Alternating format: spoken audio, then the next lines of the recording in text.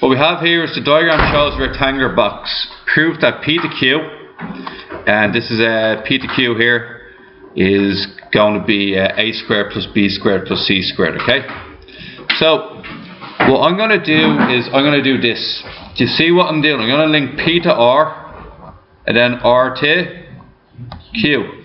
So, PQ, QR, and PR is a right angle triangle. Therefore, obeys Pythagoras' theorem. Everybody happy with that? Yeah. Okay. Now, in order to do this, to find out what PQ is, I must find out first what PR is. And once I find out what PR is, I'm then going to find out what QR is. So, I'll go for PR now. QRC. Oh, is it already give you QR? Oh, yeah. Fair. Yeah. QRC. And look what I'm doing with PR here. I'm tracking along the green part now. And when I do this triangle, write it out. I'm going to write it out in 2 dimensions now. And what you have is AB, right angle located here. And then you have P and R is there. Use Pythagoras' theorem. Call it X, or X squared equals A squared plus B squared. X therefore equals the square root of A squared plus B squared, okay? Now, this here is, what I said was PR. So that's A squared plus B squared. This here is C. We want to find out what, let's call it PR is Y, okay? So Y squared equals C squared plus root A squared plus B squared to be squared. I understand that's going to happen. Y squared equals A squared plus B squared plus C squared. Everybody happy with that? Yeah. Square root it. Y equals the square root of A squared plus B squared plus C squared. It wasn't too bad actually. Pythagoras' theorem twice. Okay? We good? Now, what we have next is 28. Take the lengths of the isosceles triangle as these ones here. 2x is the base. Find the perpendicular height of the triangle. Okay, so that's not going to be too bad. It's just going to be like this here. And what we have is that this is root x squared plus 1. That's root x squared plus 1. And then we draw a line going straight down. Now, if that's 2x, what happens when you draw it straight down? It goes to x, okay? So, we put x here, and now we're going to find the perpendicular height h. So, this one, the hypotenuse squared, equals x squared plus h squared. X squared plus 1 equals x squared plus h squared. H squared equals 1. Can h be minus 1? No. No, because it's a height, so h equals 1. Is that okay? Now, yeah, really easy to be honest. We did 30 already. We're on 31. Oh, this one. Yeah. A 5 meter wide crosswalk diagonally crosses the street. The curbs are 8 meters apart. The crosswalk intercepts the opposite curb with a 6 meter displacement. Okay, so 6 meter displacement, I haven't got it in my diagram here, is located here. Do Pythagoras' theorem. Pythagoras' theorem, find the length x from here all the way down. Everybody got that? So to do Pythagoras' theorem, we're going to do x squared equals 8 squared plus 6 squared. X squared equals 100. X equals 10. The base is 10. It's a parallelogram. What's the area of a parallelogram? Area equals base by height, which is going to be 10 by 6. It's 10 by 4, you're right. Sorry, excuse me. 10 by 4, and that gets you 40 meters squared. Right, not too bad. Keep moving on, onwards and upwards. What we have is 36 here. Okay, now 36, what I'm going to do is I'm going to break it up into 3 different triangles. I'm just going to draw these three triangles in two dimensions, okay? First one there, I'm going to call that one ADC. I'm going to draw the second right angle triangle. It's going to be ADB. I always tend to draw the small triangles out separately, just helps me visualise stuff. And then the third one is going to be BDC. Now, BDC. Now, it says that each one of these is the midpoint. So it means that it's going to cut the length in half. So DC is 4. AD, also 4. Any ADs we have? 4. D to B? 2. Pythagoras theorem. Root 32, when you do Pythagoras theorem for that one. Root 20 when you do Pythagoras theorem for the other one. Is everybody happy for me just to skip Pythagoras theorem every time? Just into the answer. And then last one's also root 20. Now, what in effect it does is it makes this an isosceles triangle of root 20, root 20, root 32. Everybody happy with that? Now, what it wants me to do is find the area of the triangular face ABC created by the cut.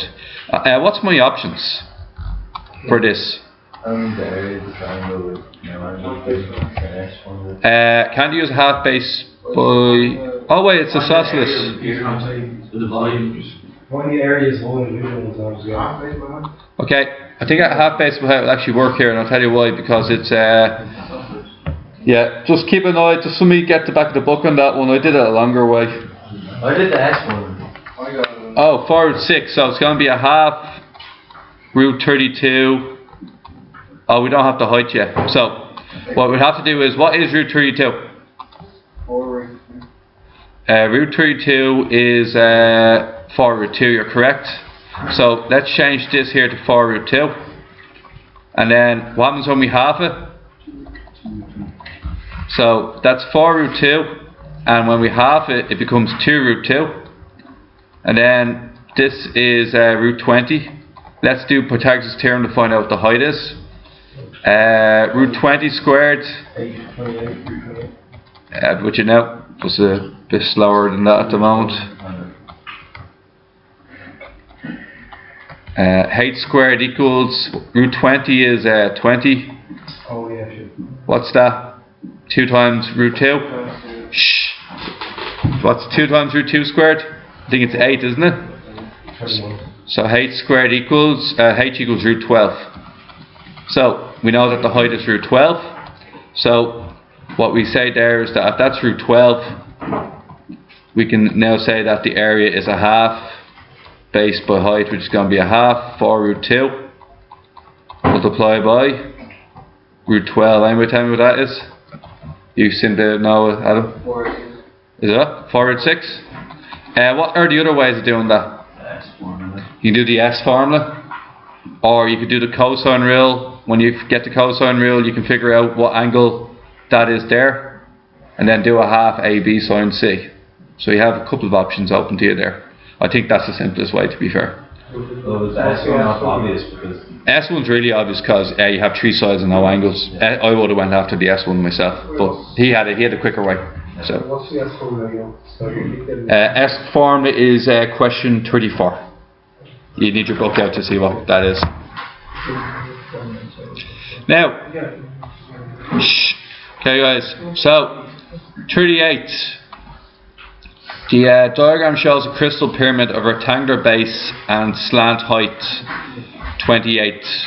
Clearly outline the steps required to find the vertical height of clearly outline the steps required to find the vertical height of this crystal. Step 1. Draw a line going straight down from E. This line will meet at the diagonals. Are you listening? It should meet at the diagonal of BC and DB. Everybody happy with that? So it hits dead center of the 2 diagonals of the rectangle. Okay? Now, upon doing that, what you can then do is I'm going to find out what is this blue distance here. Anybody know how I can find that blue distance? It's a rectangular base, which means 12 squared plus 7 squared. Pythagoras theorem. So